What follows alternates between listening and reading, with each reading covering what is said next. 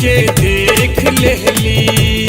अच्छा मिठाई भी चख के देख लेली। खटाई भी चख के देख लेली। मिठाई भी चख के देख लेली। माखन मिश्री से हो चखली। माखन मिश्री से हो चखली। आज दूध वो चखा का स्वाद बा। चलो चलो चलो हो चला चलो हमरे घरवा के ओरी दूधवा के का मूलबा। चलो हमरे घरवा के ओरी दूधवा के का मूलबा।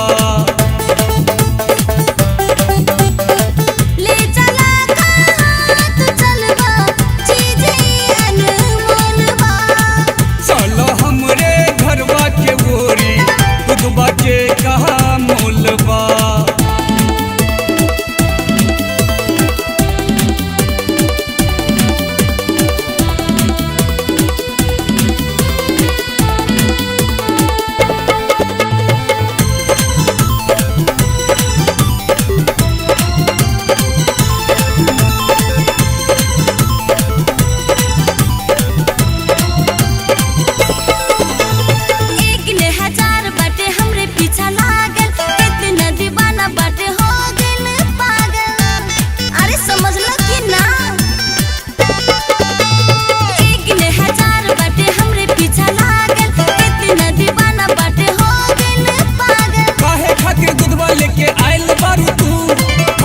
बजरिया में मार करेबू काहे खातिर दूधवा लेके आयल बारू तू।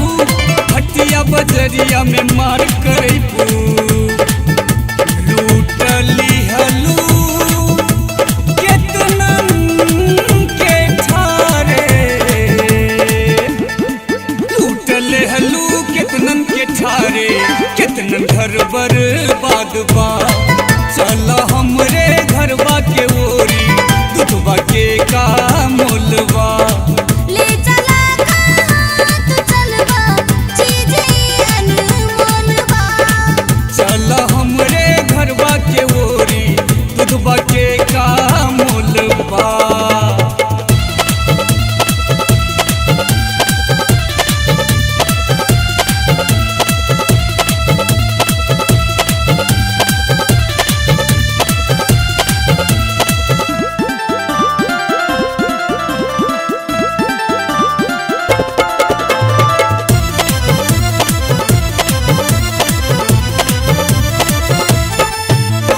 चीज ताजा बाकी बासी लेके अइला। माल चखा दो पहले चाहे पैसा जितना लेला। चीज ताजा बाकी बासी लेके अइला। माल चखा दो पहले चाहे पैसा जितना लेला। अइला पहले हमरे हिया की औरी केकरो दिहला। देखा के ऊपरी मन लू भइलू निचबो तनी खोला। अइला पहले हमरे हिया की औरी केकरो दिहला। देखा के ऊपरी मन लू भइलू निचबो तनी खोला ना। चल जो हमहू देखी का चीजबा। हमहू देखी का चीजबा। कब बताइब का मोलबा। हमहू देखी